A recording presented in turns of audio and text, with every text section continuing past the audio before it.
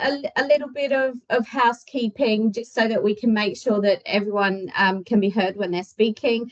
So just make sure your microphone is muted unless you are speaking. Sophia's just mentioned she's recording. We will put that on the education website, so you'll have access to that and be able to share it with colleagues as well who aren't able to make it today.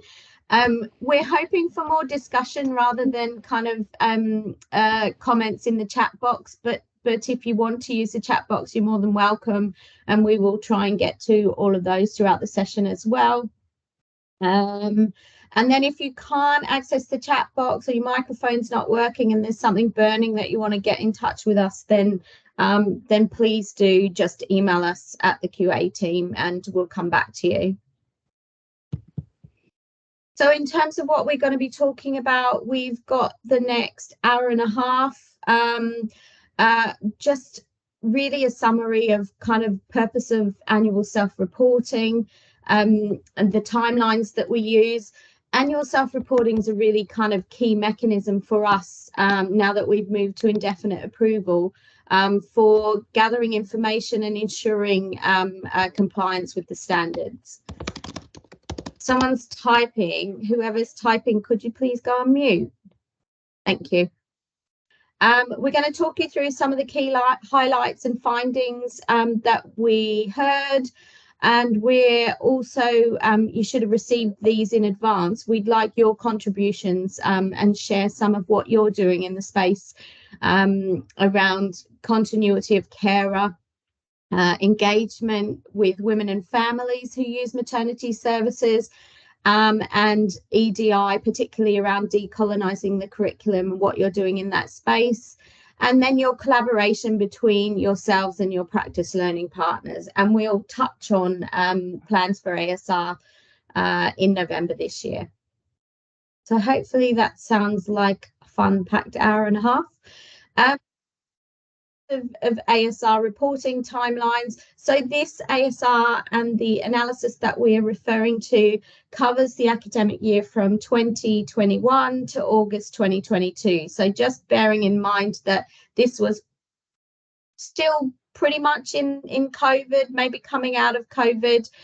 So some of what we touch on still relates to the COVID pandemic. We obviously undertake the analysis in April 2023, and then this is, as I said, our first webinar for sharing good practice, which we've done for nursing and today for midwifery.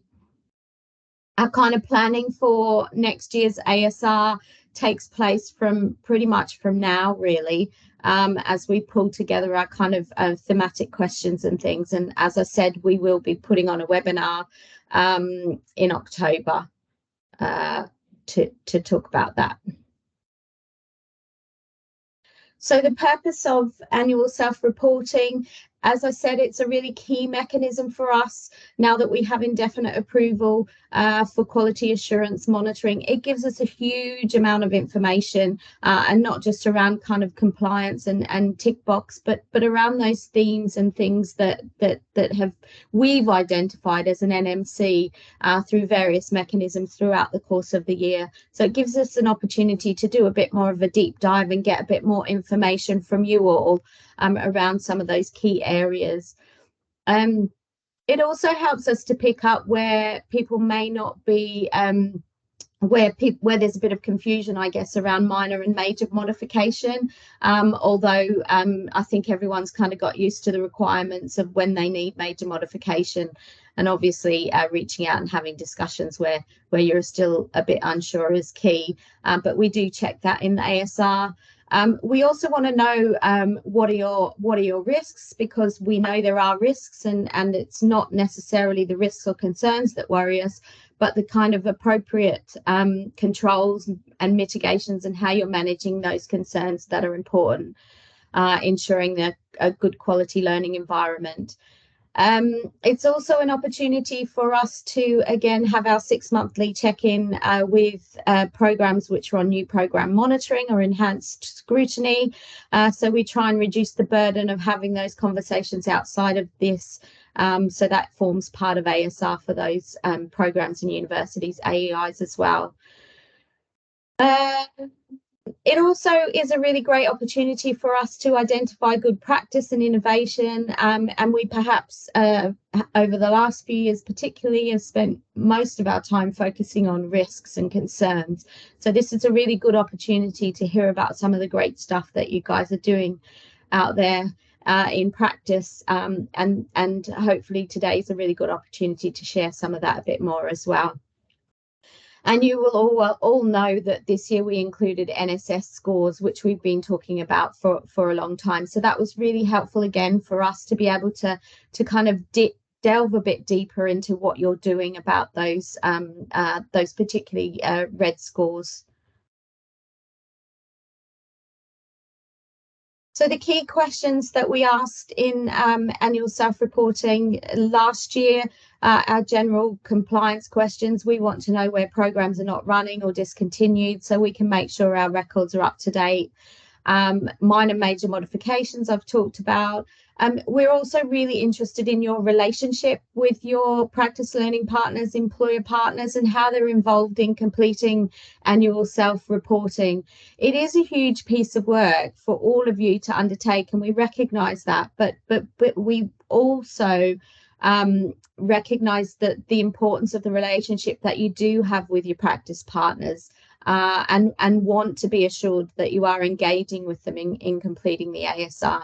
I don't think we've quite got that right in terms of how we ask the questions this year, but it's a work in progress and it's been really helpful for us. Our thematic questions, which we'll come on to in a bit more detail, we ask about external quality assurance and risks that have been identified. We also like to know what your current concerns and risks are, because we want to make sure that we're on the same page as you and that the concerns and risks that we have are in alignment, I guess. We also ask about awarding gaps, and we'll be asking that continually through annual self-reporting. I think it's fair to say that everyone's on their own journey with kind of awarding gaps, attainment gaps. But it'd be really nice over the coming years to see progress that's being made. That's something that we ask at approval visits now as well. So quite keen on that information. NSS, I've talked about your future program development plans, and we also wanted to know about changes to student numbers. And that was because we know that capacity is an issue, not only in the practice learning environment for students, but also in the academic environment as well.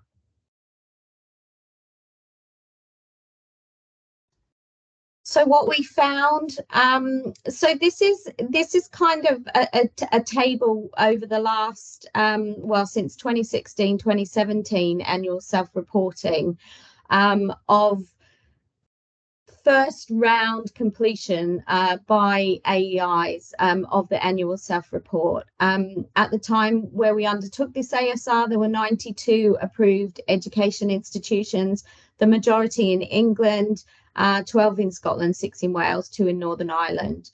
And this year we had slight improvement on the number of AEIs who provided assurance on first submission. We always get 100% on resubmission because we keep coming back to you and asking you for more information where we haven't got that assurance. This is quite key to us in the sense that it helps us kind of understand whether we're giving you the right information to be able to help you and support you to complete the ASR. And you can see that there's still a bit of work to do there as well on our part, but also on the part of AEIs in ensuring that they're answering the questions that are being asked completely.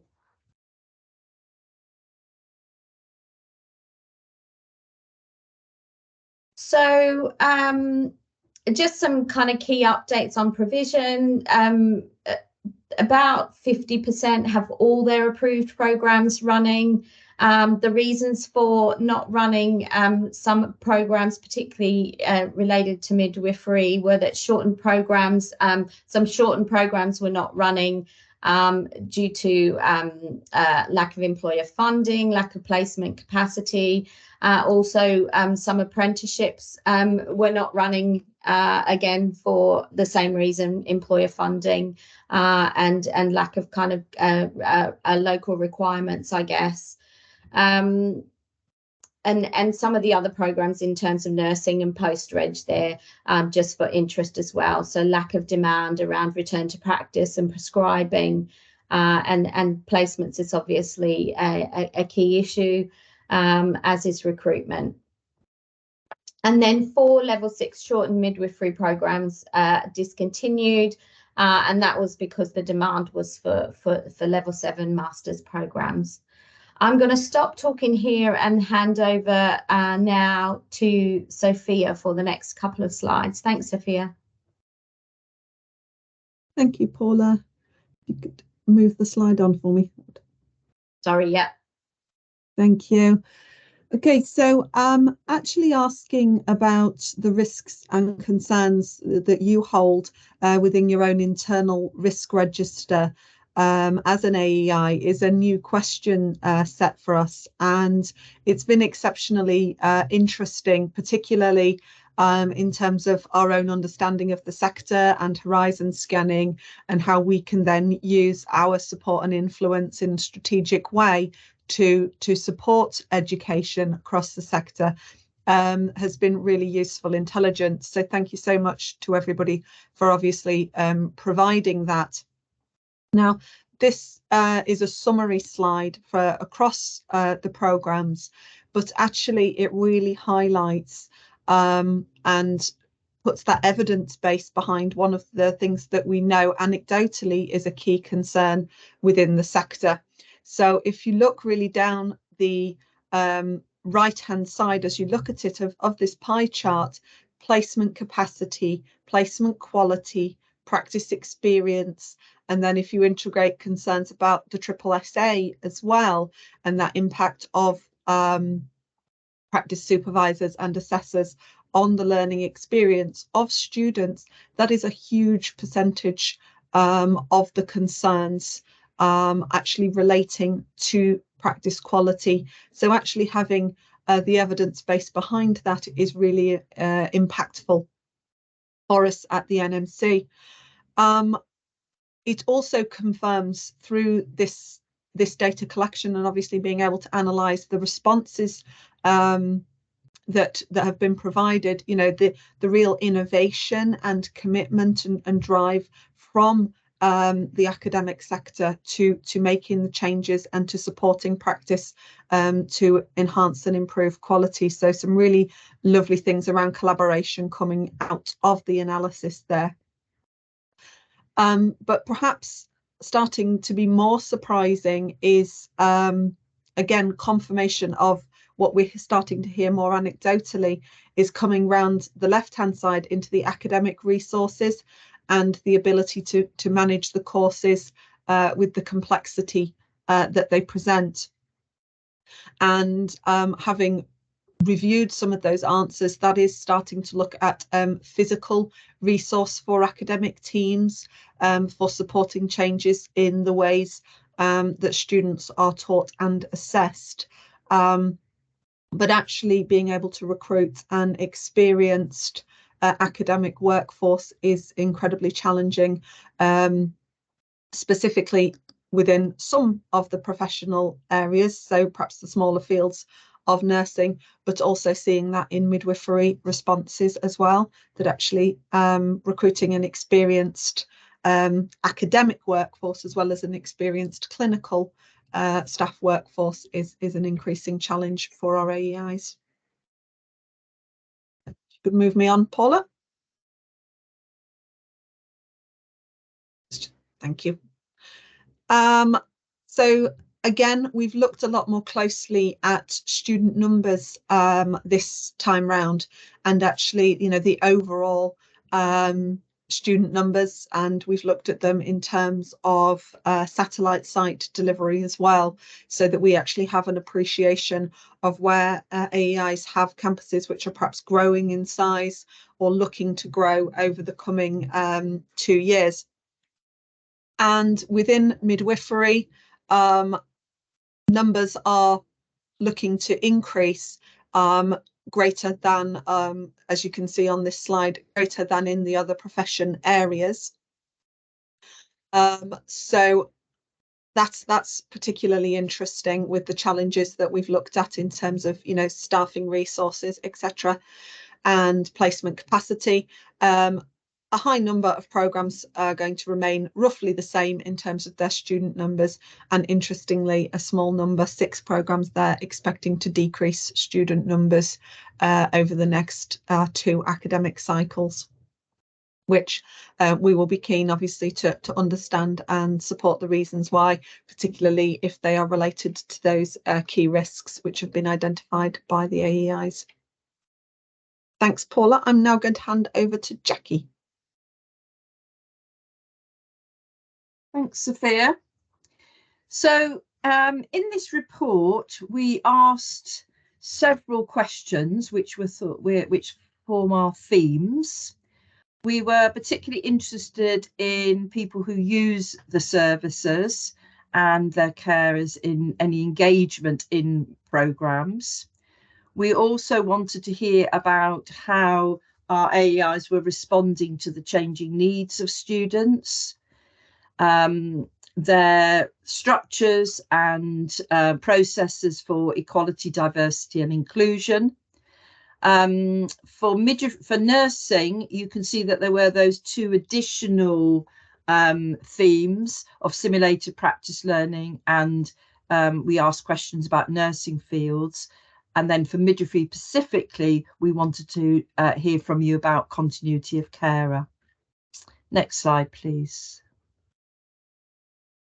So if we look at actually service user involvement, we were interested obviously in how they were involved in all aspects of the programme, but particularly about their impact.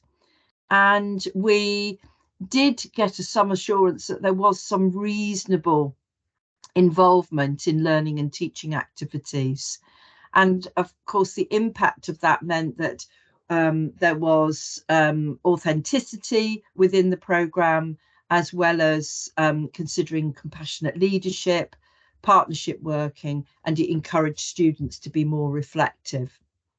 In terms of midwifery specific, 80% of midwifery programmes told us that they did have service user involvement, and also that included third sector organisations in teaching, such as charities and other support type groups. They were also involved in antenatal education and infant feeding cafes. So that was what some of the innovative approaches that we were really pleased to hear about.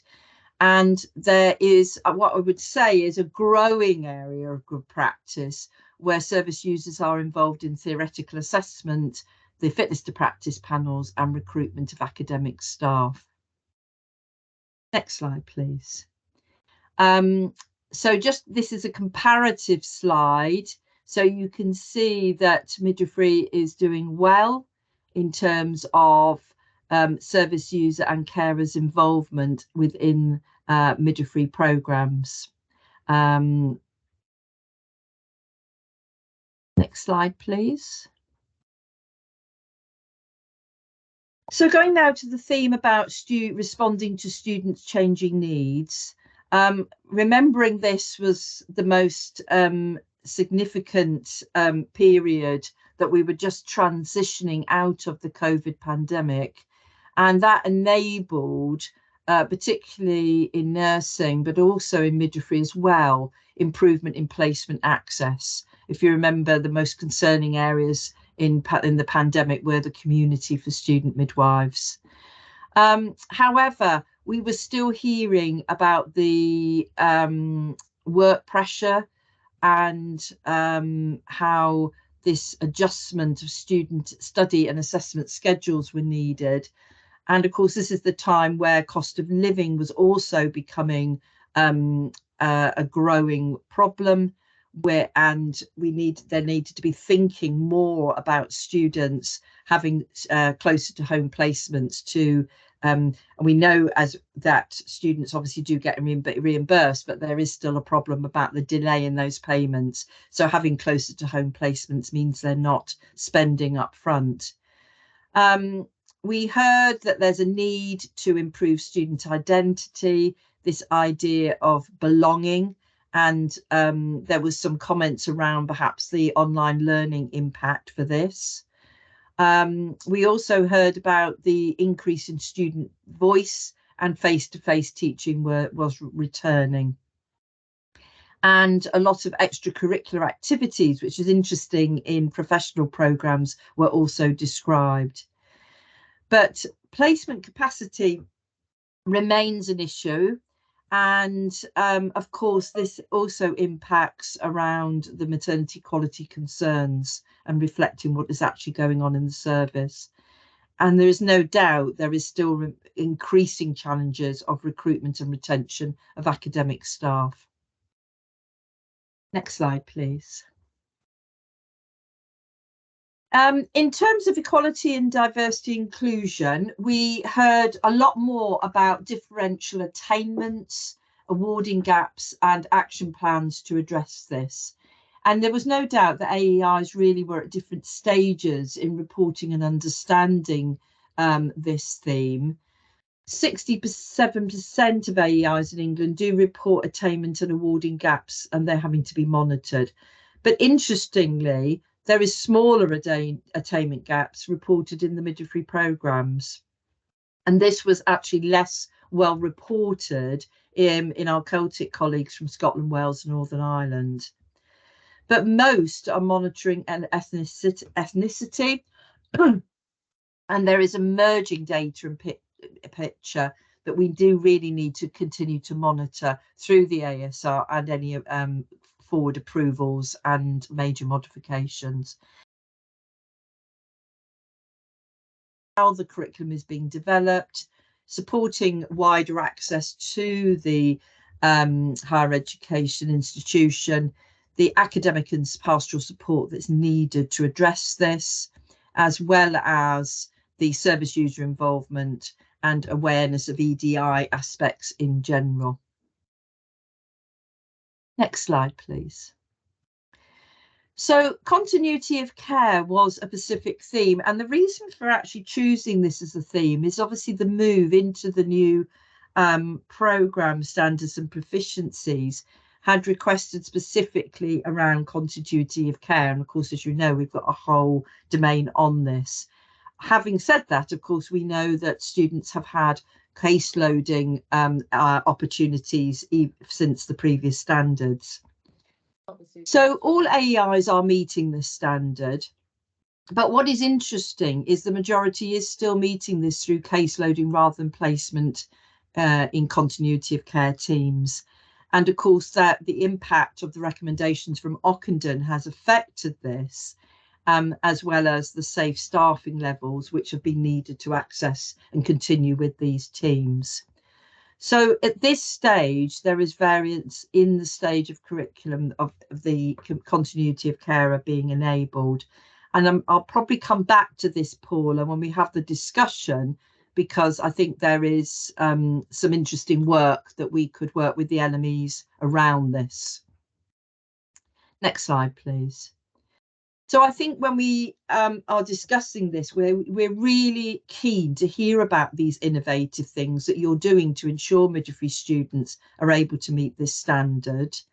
And Trixie McCleary at NHS England, who leads on continuity, is particularly interested in this regard because she agrees with me that it's really important that students get this experience because that drives the agenda and they will expect to work in this way. But we are interested what the feedback from your students have been and what your future plans have you got in this area. Next slide, please. So this is the discussion bit, Jackie. So this is the bit where we want to hear from colleagues in the room. Yeah. We've got some key questions there, but just really want to hear about what you're doing that perhaps you know, we see some of that through ASR, but your other colleagues that are here today may not hear that. So it'd be nice if anyone's got anything that they'd like to share.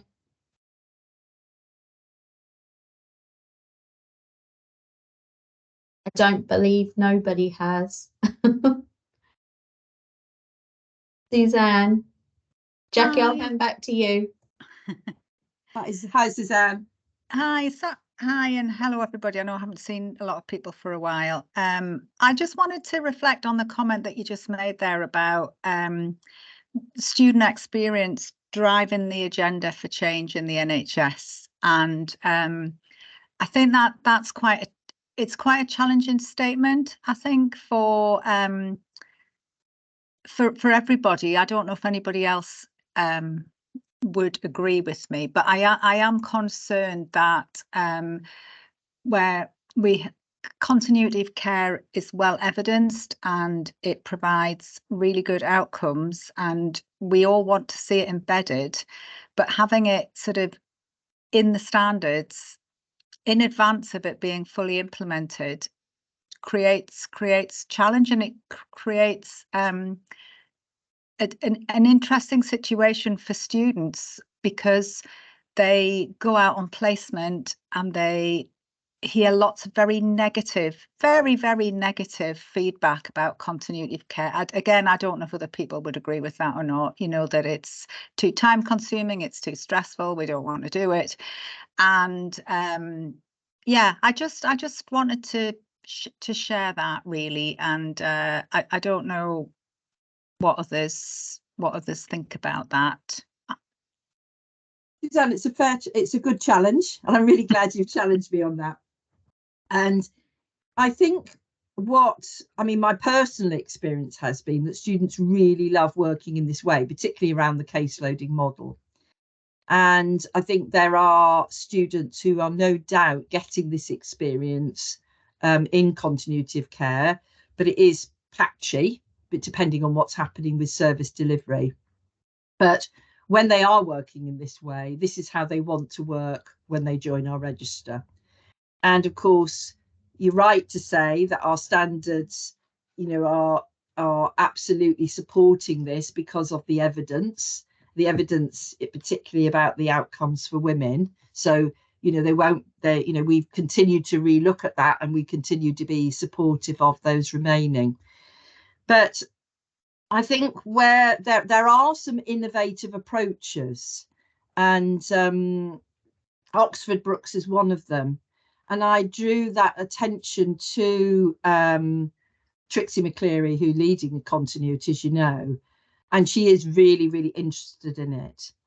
And I think there is an argument that potentially, if more students had the opportunity to sort of work in that way, and that isn't dependent on the service delivering it, it sort of drives that general agenda.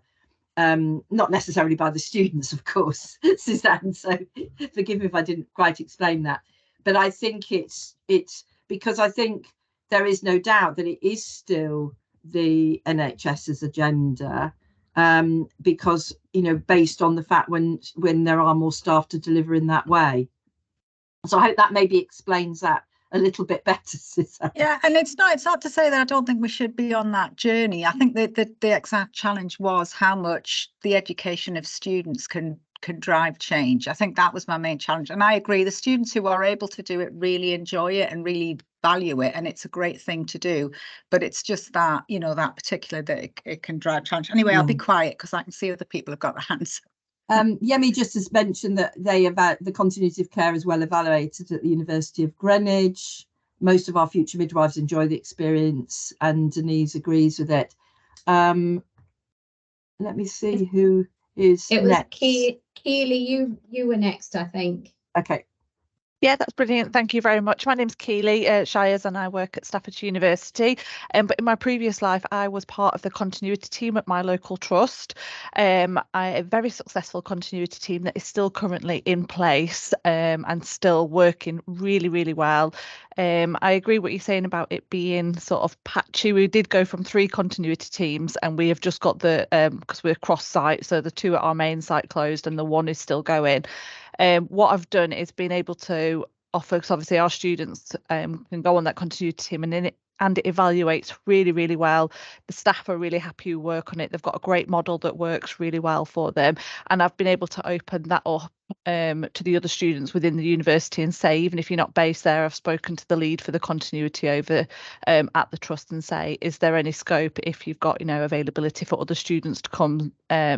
So it does open it up in that sense, but it is, it is still patchy, and hopefully we'll see that, change and them teams become, expanded. Like I said, the model that they adapt, I worked in it for 12 months, 12 months all the way through COVID. So even in COVID, we carried on running it as well. And I absolutely love it. I didn't leave because I was unhappy in that model or anything like that.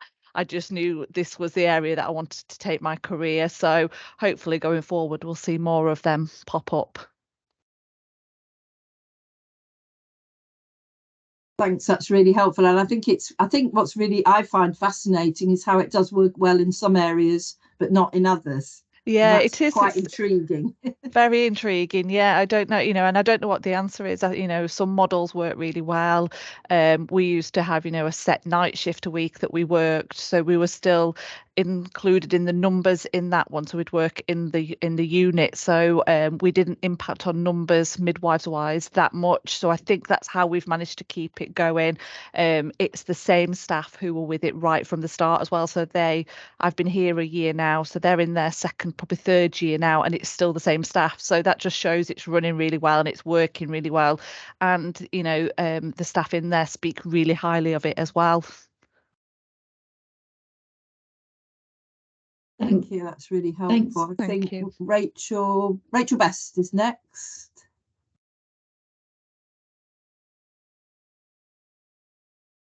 Rachel, did you want to come in?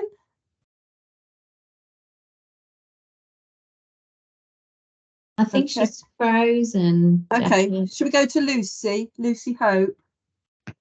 Hi, Jackie. I'm Lucy Hope. I'm the lead midwife for education at the University of Worcester. I joined late, so forgive me if I say anything that's repeated. So our students also evaluate their experience in continuity of care really highly. They love that way of working. It is a bit like Marmite, isn't it, though? Some people do hate it, some people do love it, but the majority do like it. The only issue that we have is that there's disparities in where it's provided and where it's not across our trust partners, and they work in slightly different ways, which I actually see as a benefit so that students can see different ways of working. But currently our students don't go across to work in different trusts, so they don't see that difference, but they certainly discuss it when they come back to university, which is great. The issue really comes to the hours that they work when they're out in placement. They struggle to complete the hours that they would need during a week because of the way that the team works, and whether they're on call, they work when there is work to do, but when there isn't work to do, then they're at a bit of a loose end. And I think we've got something to consider here, not least because we know we need more midwives, but the NHS workforce plan as well has come out, and no doubt there'll be a mandate to try and increase our student midwifery numbers, and actually where we're going to place them. Are they going to get a continuity of care experience or not? And probably not. And we also have this disparity between I'm sure everyone teaching on the new standards in a AEI. We talk about continuity of care all the time. We expect it to be in assessments. We expect students to have an understanding of it, and then they go out into practice and either they don't experience it or it's not quite what they expected because of the lack of hours that they have. And I would have thought there's a variation of that across the country. So, but that's our experience at Worcester. Thank you. Fascinating to hear about the hours, actually, because when I've been out to the Powers team recently, we talked about hours, and for the midwives now, of course, they were rarely they were always owed hours rather than owing hours. So it's quite, possibly because they've probably gone fully wholesale into it, and that's the only provision they do, and that's what and it works really well for our community. Our area is quite rural, but I assume Powys is very rural. So yes. Yeah. Thank you. I'll bring in Fiona and Kissy and then let Rachel come back in, and now she's back in the room. Fiona. Hi, thanks, Jackie. So yes, I'm Fiona Judge. I'm a lead midwife for education at the University of Suffolk. And like Lucy, we're quite a rural area. We have 6 trusts that our students get experience in, and it is varied, it is patchy. Some students do get to work in continuity of carer teams. Also, the hours is an issue. We have students saying that if they're not called out, sometimes then they don't get their hours, so they're having to make hours up. Where they see continuity of carer, where they experience it, they really enjoy it. And even if they don't experience it, they will see women who've had continuity of carer, and how that model improves that relationship that they observe between the woman and the midwife. But we're also trying with case loading, but I had an email yesterday from practice. A student wants to put their name down to provide care for a woman during labour that she's provided antenatal care for. So they can facilitate this for one student, because then they'll have to roll it out to all students, and they're not sure that they're going to be able to manage that. So again, it's managing the logistics of students coming and going onto a labour environment, because that sometimes is often where the pinch point is, with students already there wanting a labour ward experience, and then women coming in with a student midwife who wants to care for them. And so, yeah, students sitting around on the labour ward, maybe not being able to get experience caring for women in labour. So it's challenging. Thanks, Fiona. Hopefully you're addressing that one for that student, because that feels like a real missed opportunity. Yes, yeah. Just before I bring Kissy in, really keen had great sort of feedback about what your students are saying, but we're really keen to also think about how you're going to push this envelope. How are you going to address this going forward? What are your future plans, really? Kissy. Hi, I'm Kizzy Lynch. I'm the LME at the University of Lincoln. So again, we've got some patchy experiences in terms of students going into continuity teams. It's running in some areas, it's not running in others. But what all of our students have is exposure to caseload holding. And what we do is we ask them to caseload 2 to 3 families a year. With the first year having the emphasis on seeing continuity through the lens of the family rather than taking the lead on the experience itself. Moving to the 3rd year where they're taking the lead on like the decision making and being more involved in the planning of care. So they have that kind of journey through caseload holding. The students evaluate it really well and really enjoy the experience. Again, it does take a bit of flexibility in terms of students coming in to care for those women in an interpartum setting, but we haven't had situations where that's not been able to be facilitated, but it does require quite a lot of flexibility. And the other thing that we do that I think is maybe innovative is that we have a summative reflective post presentation in our 2nd year of the programme, which is focused around continuity of carer, their experiences, their reflection of the experience, and then bringing in national and international evidence to support caseload holding. So it gives them that kind of underpinning rationale as to, you know, why it's in the programme and what outcomes are available to women and families. Thanks, Kissy. And are those posters shared with practice? They are, yes. Yeah. Thank you. Any other contributions, particularly around innovative plans? Oh, Yemi, do you want to come in?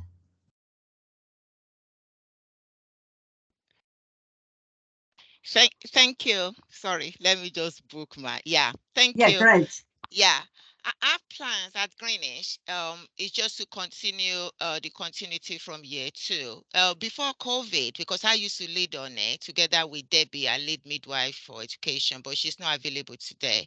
And so we start, from semester 3, which is year 2, before COVID. But after COVID, we couldn't really do it. So we have to move it to year 3, where they have to just choose one birthing person. But now we've actually moved it back to year 2, semester 3. They're encouraged to actually start from booking and continue the care through the antenatal period, intrapartum, and postnatal period, and transfer the care to the visiting team. So now they're encouraged to choose at least maybe minimum of 3 women or birthing people, and they will continue the care. So, but if at all they cannot book the lady or the birthing person, then they can actually start the care from 16 weeks. And we actually aim to continue with that, throughout. At least we've already started, Denise. We've already started, and we actually aim to continue with that, at least from now on. And it seems to be working very well. It's working very well, and our students are really pleased to actually have the opportunity to do that. I do agree, with everyone who has spoken, that sometimes it can be quite challenging depending on the partner trust, but majority of our partner trusts are happy to support our future midwives, and we do have regular updates from them, and it's definitely working well. Thank you very much. Paula, how are we doing for time? We're doing okay. We're 11:15, so we've got another 45 minutes. So maybe another 2 or 3 here. I don't know if Rachel wants to cut. Is Rachel back on? I know we lost her. Yes, she is. I'll bring her in now.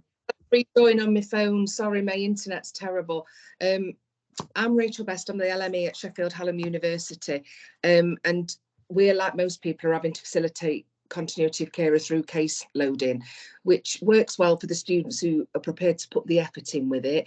But we cover quite a wide geographical area across South Yorkshire and into Derbyshire and Nottinghamshire. So travel again can be an issue for some students when trying to fulfill, a good case holding experience and a commitment to the women that they caseload. Our future plans are that all students would have a placement in a continuity of care team, and a couple of the partner trusts that we work with have continued with continuity teams because their staffing levels reflect that. But we've got 2 other big trusts in the area who've had to pause continuity because of staffing following the recommendations of Ockenden. So that's not possible at the moment. So we are limited with our future plans and how much we can expand this, because of what's happening with staffing levels and with the trusts and with the wider continuity agenda. But we are mindful that continuity is not going away. It's been there since changing childbirth, it's there in better births, it's what women want. So we are totally committed to continuity and embedding that in the curriculum, but practically implementing it, the only way we can do that is case loading at the moment in a consistent way for all students. So some students do get experience in continuity teams, but it's more luck than judgment if they happen to get allocated to that. But obviously in the future we would like them all to have experience in a continuity team. Thanks Rachel. And I just looked down, but I don't think Jane Carpenter from Oxford Brookes is on the call, but I have checked with her, and their 3rd years still do continuity, but as a continuity of student team. And it might be something that we would like to perhaps come back to and discuss at the LME meeting again, because I know we did discuss it some time back. But of course, the advantage of that model is in a way that the practice supervisors are working in a more of a coaching model, and these are 3rd years able to consolidate their practice as well as learning about working in a team. But I say Jane's not on the call, so it might be something I'll talk to Nikki about doing at an LME meeting. Thanks, Rachel. Jane Leviton's next. Yeah, hi, Jane Leviton, LME from the University of Derby. I agree with what everyone said. It is patchy. Sometimes students do get allocated to a team, but mainly facilitate it through case holding. But I'm just wondering, Jackie, in response to your original question about in what innovations do we need to look for some sort of change and how we're going to implement that change or improvement.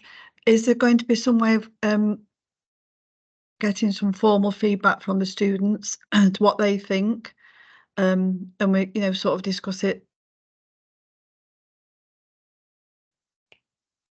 Is that sort of thing you were meaning?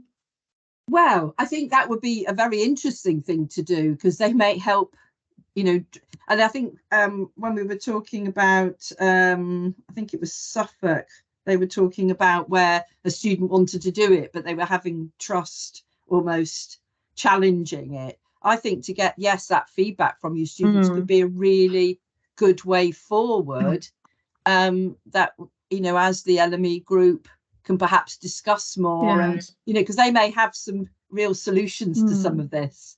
Yes. And about the whole experience, you know, about the whole, you know, if they haven't been, have they actually been?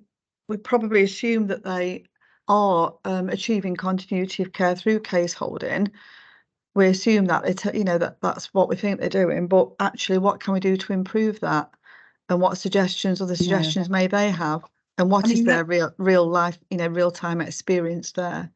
I mean, Rachel didn't mention it, but I would guess that she would be evaluating. And I know Louise Walker from Nottingham's just coming on now, and definitely they do evaluate it every year. So it may be something that more universities want to do, to be able to feed into this discussion. Thanks, Jane. Louise. Hi, thank you. I've got Maria Pearson in the room as well, so we're a double act today. Hi, Maria. Yeah, from almost combining two things. I think we've been running case holding for years, through all 3 years of the programme, and we've continued that on with the new standards as well. But from feedback from students were that there were challenges with this for some students, and that all links together now with the cost of living crisis, because students can claim the money back when they're travelling to and from appointments, but that takes time, and sometimes they're reporting back to us that is a barrier to them doing continuity. And so we've tried to enable it and make it as inclusive as possible so that everybody can do it. And so some students might case hold right from the booking appointment through the whole of the maternity journey for the woman and her family, whereas others might only have small pockets of continuity of carer during that, and then that is documented in a reflective diary that they put together. So I think we've got to listen to the students and make sure that we're not excluding people who might want to be able to do this, but also find ways that everybody can achieve it, because we all know actually the feedback is that it's good if they're able to do it, the students. So we've been trying to see how we could do that and be inclusive to everybody. Yeah, thanks, Louise. And I've raised this expenses issue with, well, when they were at Health Education England and the Royal College of Midwives, because this is a problem for all students, isn't it? And I mean, you'd think in this day and age there would be a much simpler way of students being able to be remunerated in a much speedier fashion. So we'll continue to raise it, because it's a real problem, I think, in all aspects of placements. And I think, should we just take this one as the last comment, Paula? Alison Taylor. Hi, I'm Alison Taylor, LME for Bournemouth University. As you know, we've been doing caseloading for years. I think we were the pioneers of caseloading, and we've got a few articles around it when we very first started it by Paul Lewis. Goes back a few years. We continue with caseloading. Yes, we did. Like Rachel said, we have a few students on continuity of carer placements, but really all our students get caseloading experience. All our trusts are well engaged in it and used to it. Every student, we don't start it until midway through their programme, but they start it from booking, and the expectation is they'll go through the whole journey with at least 3 women minimum. Each student has to pass an assessment before they start caseloading, and that it's a written assignment around the roles of being a student caseloading. including documentation, accountability, collaborative working and that sort of thing. They also, as part of that assessment, they can choose one of the scenarios that we choose, so that they do a plan of care thinking around what they would do in that situation. And that includes quite a nice diversity. Yeah, I think there's about 8 or 10 scenarios with diversity, so that they think a bit more widely about how they'd support those people. And then before they start case loading, we have a tripartite meeting with the practice supervisor, who is going to supervise the student through those 3 experiences. Occasionally we have somebody who might want to work with the home birth team as well, so that might involve 2 practice supervisors, in which case we have either bring them into one tripartite meeting, or we have 2 tripartite meetings. So we always have a tripartite meeting before they start case loading, and then we have an evaluation at the end. Thanks, Alison. So Nikki Clark, I know she's on the call somewhere. Can we have this on perhaps a future agenda, because I think there's some really interesting discussions, and I know Trixie McClory is really keen to come and meet with the LMEs to enter into this discussion as well. Yes. Do you want it on our own one, or do you want to? Are you going to put it on one with the NMC? We could raise it and then have a.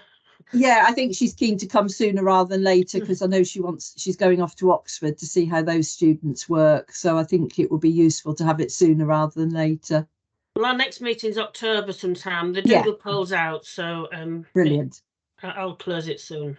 Yeah, thanks, Nikki. Okay, Paula, thanks very much for all those contributions. Paula, should we go to the next slide?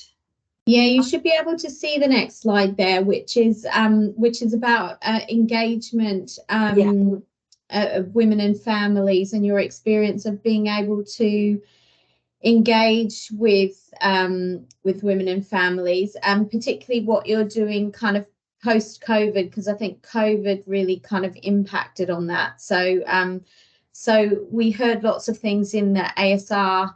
But it'd be lovely if anyone's got any kind of innovative or good practice to share. We'd love to hear from you.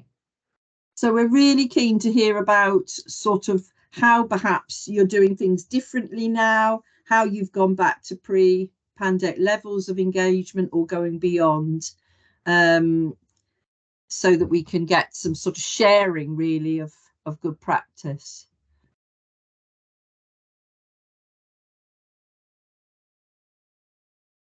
Nikki, do you want to go?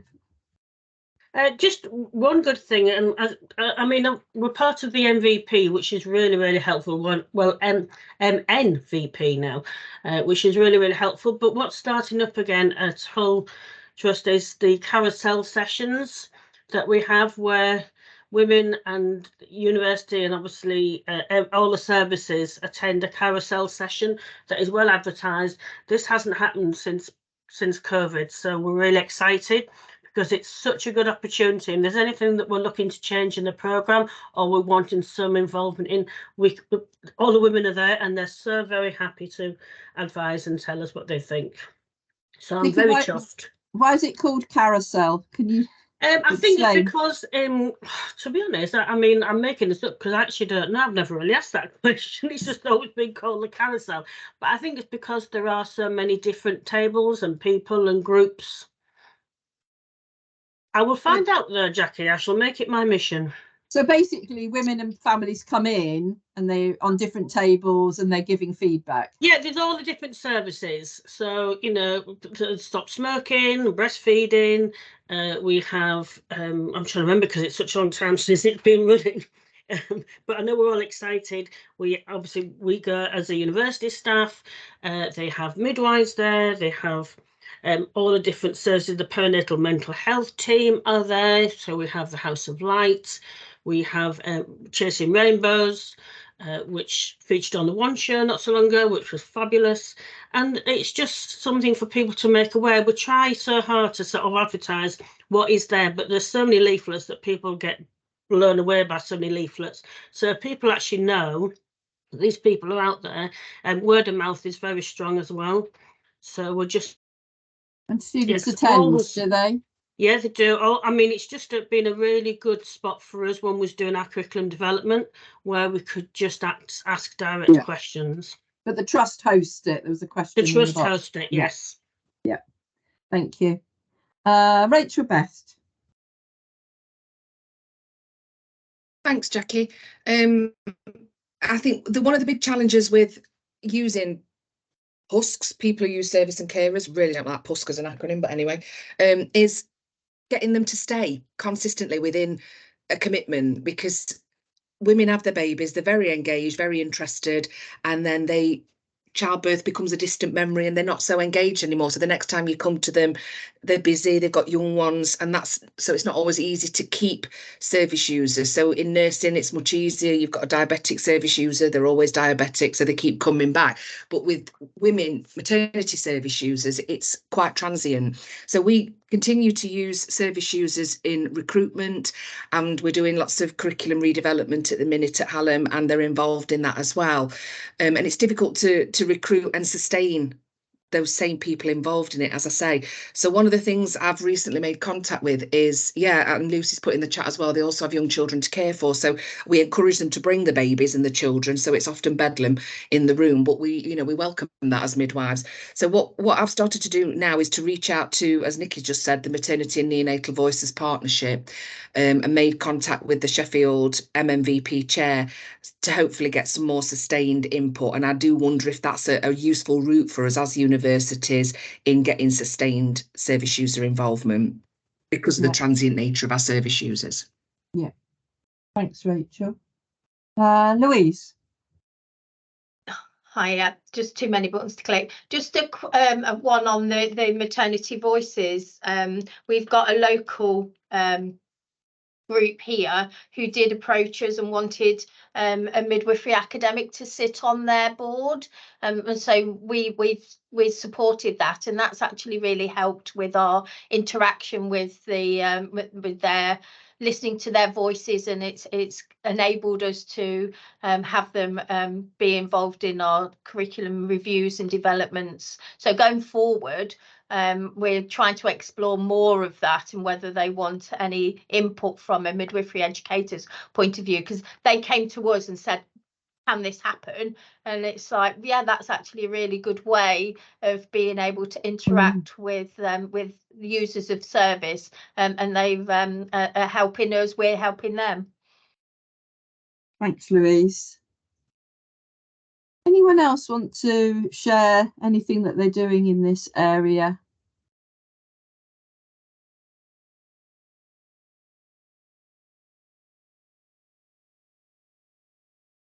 Okay. Oh, sorry, Nikki's put something in the chat. It was just about what you learn at the MNVP, and it's you can't hear it better. So this is whether it's different in other areas, but it is a constant feature where service users or users of the service and partners are invited, and it's not always about an outcome that hasn't been very good. It is just about certain issues and it just really makes you stop and think. Yeah. So you've been fortunate to be a member for 6 years. Yeah, easily. It might have been more, to be honest. And had 2 service users, one a father, recount their experiences. Because we do the 15 steps as well, which is the toolkit, that 15 steps where you walk into a placement area, and after 15 steps you describe what you feel. Now student midwives are invited to be part of that, and we always encourage, we try and ensure it's a student midwife that's not placed in that placement area, so they are seeing it for the first time, and it's looking at culture. So again, there's fathers, service users that are members of the MNVP, and the students are included too, and it's enlightening, and it's things that you pick up that because it's so, you see them every day, you don't realise. So some of the persons are out of date. There was nothing about fathers except one shown a man being arrested because you don't tolerate abuse.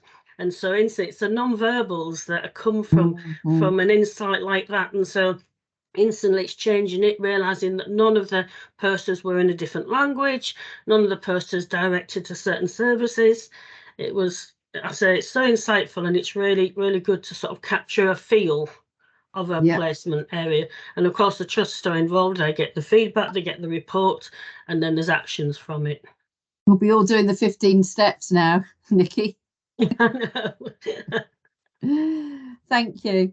So we're going to move on to EDI, and particularly decolonising the curriculum. And remember the time, of course, that this was reported on was pre the launch, well, pre the development and the launch of the RCM toolkit. So at that time, we certainly heard different models and approaches to decolonising the curriculum and enhancing diversity.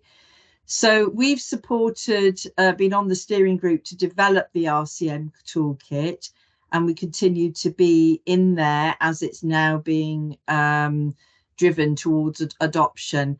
And there was a very, very important report last week. I'm sure you've already seen it, coming out from the Race and Health Observatory about neonatal assessment.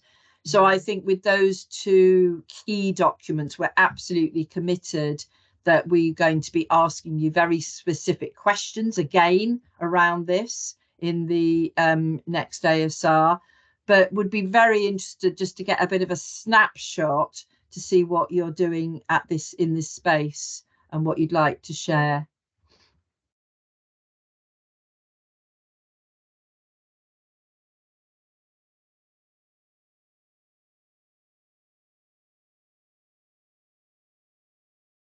Pretty.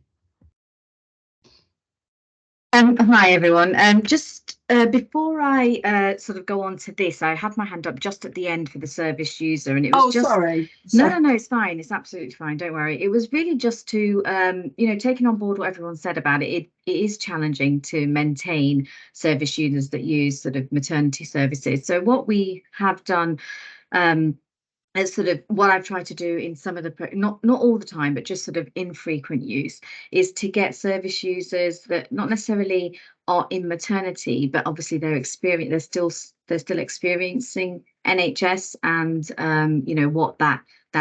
what it's like to be part of the NHS and the care that they're provided with, and that actually provides such a really interesting insight. So for example, we've got a young man, actually, he's not a father, so he's not experienced maternity service necessarily, but he does have a long-standing medical condition, and he does come and talk to our students about managing that condition. And then actually, women who have similar conditions who then come into maternity services, about how health professionals feel it's also normal that once they come into hospital, they take that autonomy away from the clients, like for like diabetes, for example, and they take over and start managing, and actually that person has managed their condition for years. So what gives us as midwives the right to take over just because they come into our services and they're part of that care? So even though he wasn't a direct service user of maternity, his insight as a service user was really, really valuable. So that sometimes can be really, that can also be another avenue to get service users involved because it is challenging to maintain that sort of within maternity. So I just wanted to share that as something that we found really helpful and our students have found really helpful. Thank you, Pretty. And of course, I suppose the other sort of angle to that is where somebody has got a long-term condition, if they then become a father. Yes. And what the impact that might be. Yeah. Yeah, no, absolutely. So it's just slightly thinking out of the box to try and get that sort of perspective. From a decolonising the curriculum perspective, I suppose just some of the things, a couple of things to share is what we have done is included sort of cultural safety, cultural sensitivity type questions within our assessments. So we always used to have sort of diverse scenarios when we used to do OSCEs and Vivas and things like that, and have different sort of women from different cultures and backgrounds as part of the scenario. But what we've done to add an extra layer is on top of at the back of the OSCE, there's an extra question where students have to then think about sort of cultural safety, sensitivity in relation to that client. So not just managing that emergency, but what other sort of cultural sensitivity or cultural safety related issues does the student need to consider in this scenario, as well as managing the emergency, but looking back at the client in the scenario and how that how that impacts on the care that they're going to provide. So it just adds that extra layer on an assessment where they need to think about cultural aspects. And of course we've got our sim mum. The wig keeps falling off our sim mum. I don't know if anyone else has that issue with their sim mum, but so we put headscarves on the woman to actually so she physically looks different as well, and from diverse sort of communities. So that's really helped students visually see the difference. And then one of the other big things that we've sort of done is we've included our students. We have a very diverse population at London South Bank, so we're very, very lucky in that respect. So we've included our finalist students part of our recruitment interview panel.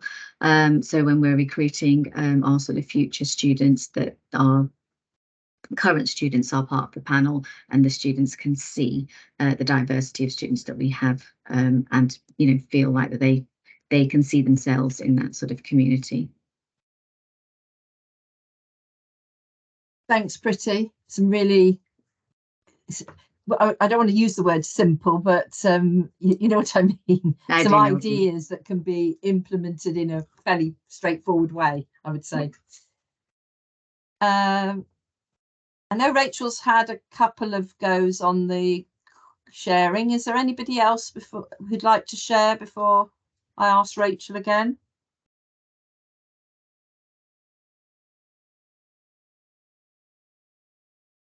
Okay, go ahead, Rachel. Thanks, Jackie. At Hallam, we're also using we're using a tool called the Culturally Sensitive Curriculum Scale. So this is an audit tool that's been developed for module leads to launch with students, to ask students for feedback on how culturally sensitive they believe that the content of the modules are. So that's something we're now rolling out over this next academic year. We've piloted it with a couple of modules, but we're looking to roll that out across all of them, to do this culturally sensitive curriculum scale assessment on all modules to gain student feedback on how culturally sensitive each module is. But we're also doing work with wider EDI. We've now just got some ablution toilets in the main building in the heart of campus, and we're also looking to install some gender neutral toilets as well. Very interesting that, actually, Rachel. I will quickly share that at ICM they tried to do that, and that caused absolute outrage with the people who didn't find that appropriate at all. So it's a tough one, that one. And yeah, just to acknowledge that Sheffield Hallam, of course, were involved in that research for the Race and Health Observatory, and they presented at the launch. Kissy. So a couple of things. We don't have a hugely diverse population in Lincolnshire, but what we do have is a different population from a perspective of we have quite a large travelling population. So thinking of things from a cultural perspective, we recently held our first Vulnerable Women's Conference, where we had outside speakers coming in. So it's about getting the correct professionals coming to talk to our students about what is the most appropriate care for women and families. And I think there's definitely scope for that to grow next year as well. But it was a really successful day. The other thing we have at the university is a staff disability network, and that links in with the student disability network as well. So that's quite a kind of a very proactive voice within the university as well. Thanks, Kissy. And yeah, very important to remember that diversity is different around the country, and Lincolnshire has its own different challenges, from the different ethnic groups. Okay, I'm going to move on now to thinking about practice learning partners. And thinking about how you involve your practice learning partners in the completion of the AEI, but then importantly, how you are currently working in partnership with your practice learning partners. And this has been a very key theme, and I think it's a growing theme really for us, that where things perhaps are not going well, it is often reflective of perhaps that partnership not working in the way that we would perhaps expect it to do in relation to our standards. So over to you to tell us about this particular partnership. Kissy, your hand's still up. Is that from before? No, it's from before, sorry. Okay, thanks.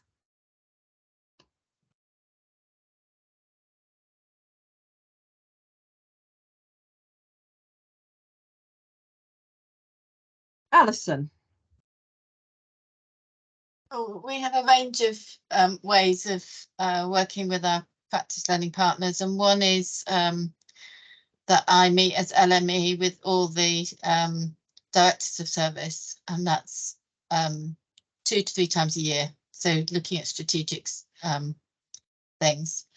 But the other way we liaise on a formal basis is what we call a PALMS meeting, which is a practice academic, I think it's liaison meeting.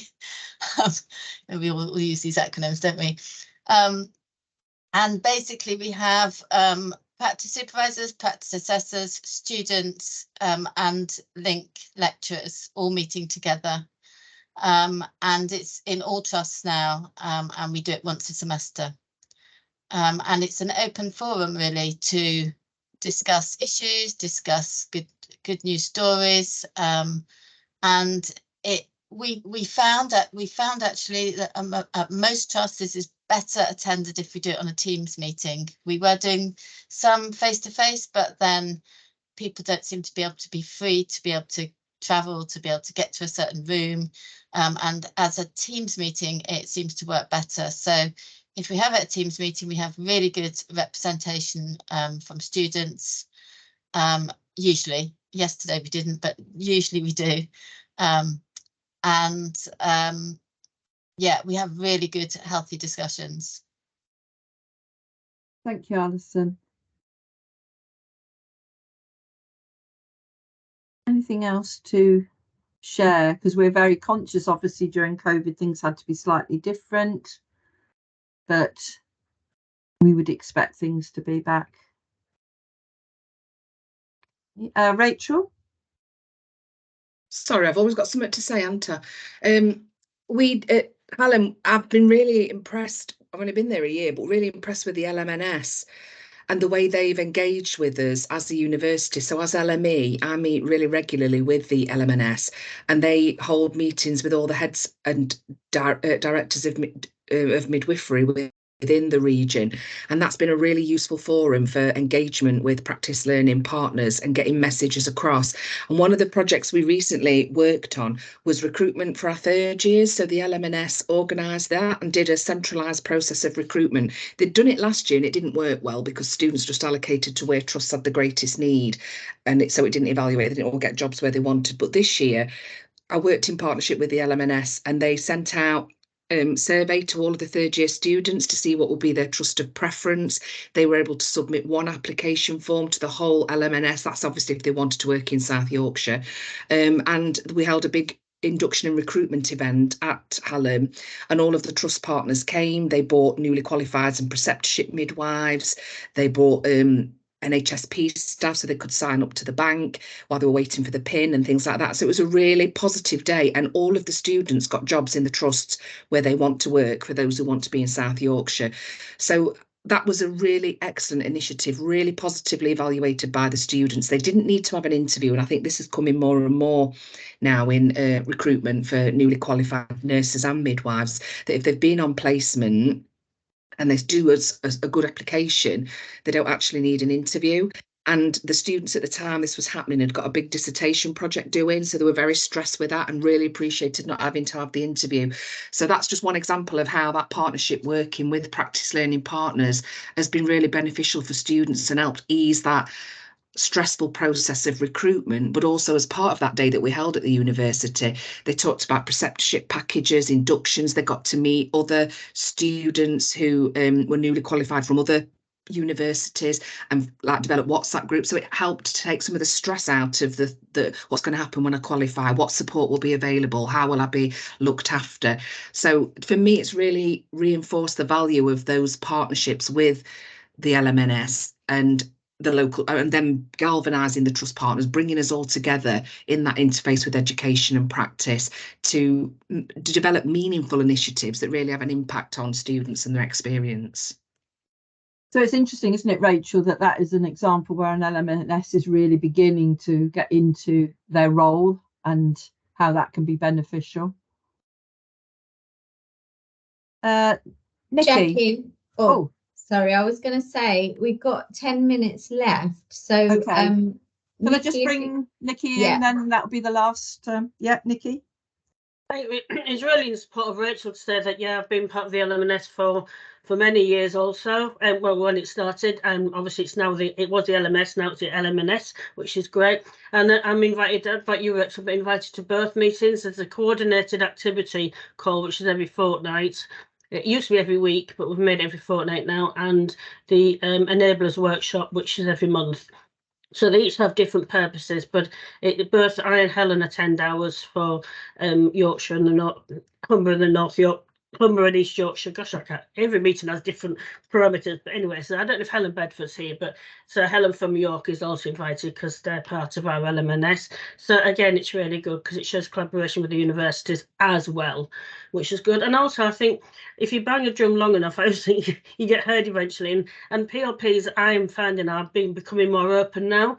If things happen that are, again, not so good, or things that are good, you know, we get lots of emails now about how good students have been and how they've been fantastic on the thing, what they've shown with their care, if they feel that they're you know, are being really supportive, if the students are demonstrating good practice and good behaviours.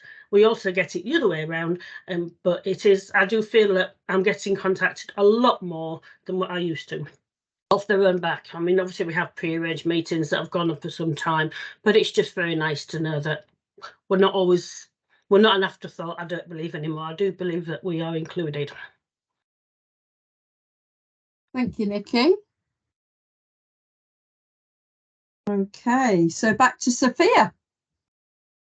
Thank you, Jackie, and thanks everybody. It's been really useful to hear these discussions and to have you kind of bring to life those examples that we see within your actual reports. So this is now just an opportunity to kind of look forward and to share with you how we're planning towards the next ASR reporting period. So some of the feedback from the sector has been that you'd actually like to have sight of the form a little bit earlier. So it normally comes out at the end of November, but people would like to see that in October. So we will be working hard to have that coming out a little bit earlier this year round.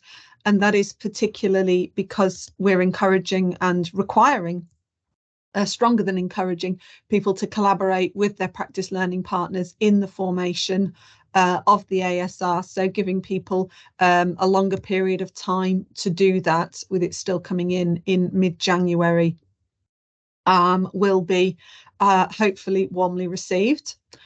So the actual ASR form goes through quite a development process, which has already started, where we're looking with the senior advisors around forming the thematic questions, alongside obviously what we've learned from this year's ASR report, and how we feed that forward into what data we want to collect on an annual basis and what we want to refine the question on, or perhaps ask in a slightly different way this time round. We also like to progress and to kind of raise the bar on some of our key question areas, such as around people who use services and their carers.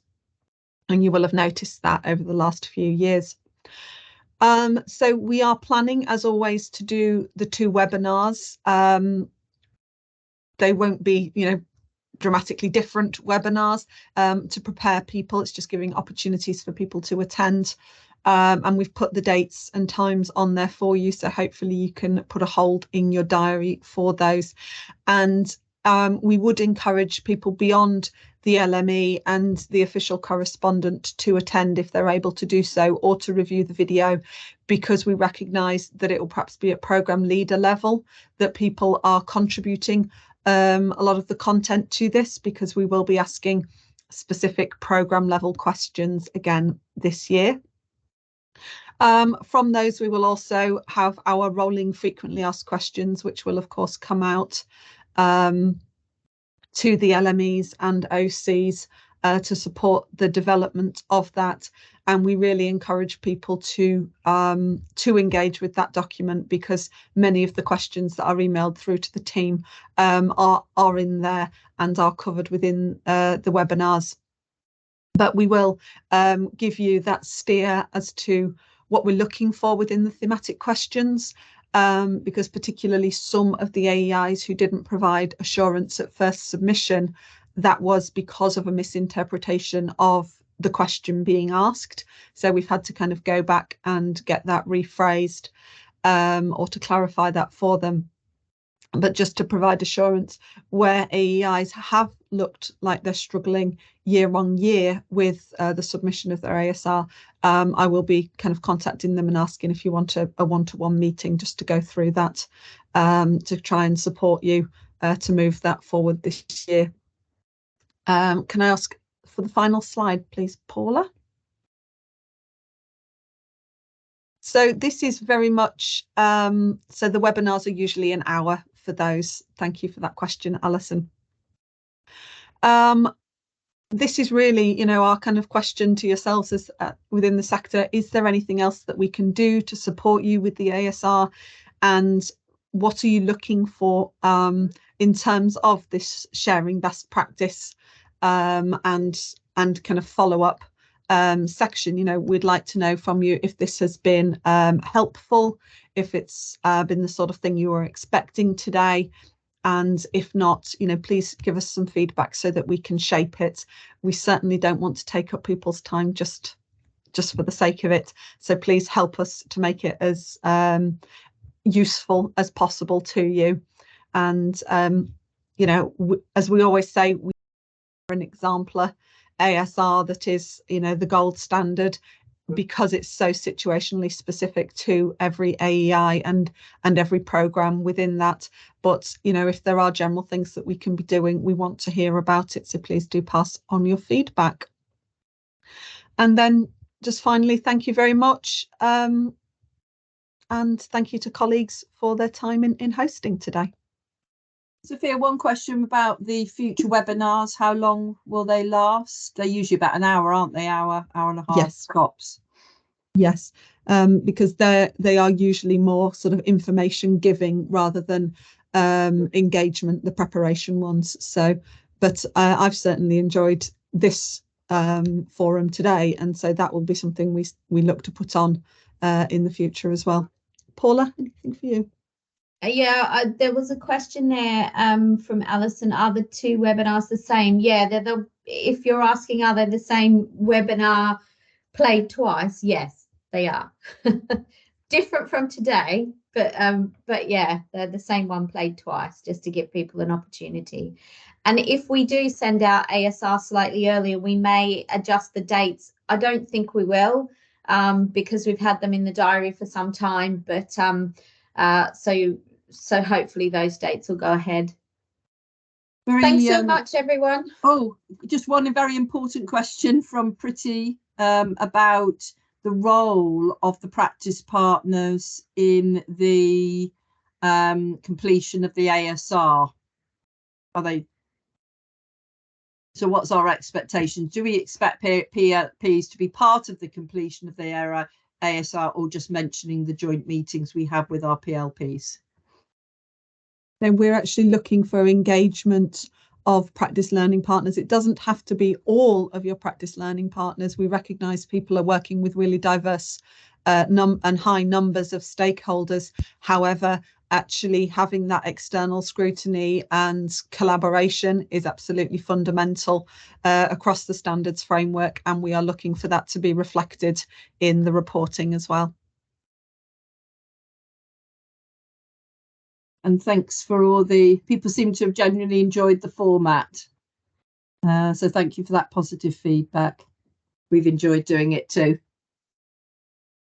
Thanks, everyone. Enjoy the rest of your day and see you all soon. Thank you. Thank Bye. you. Bye. Thank you. Bye. Bye.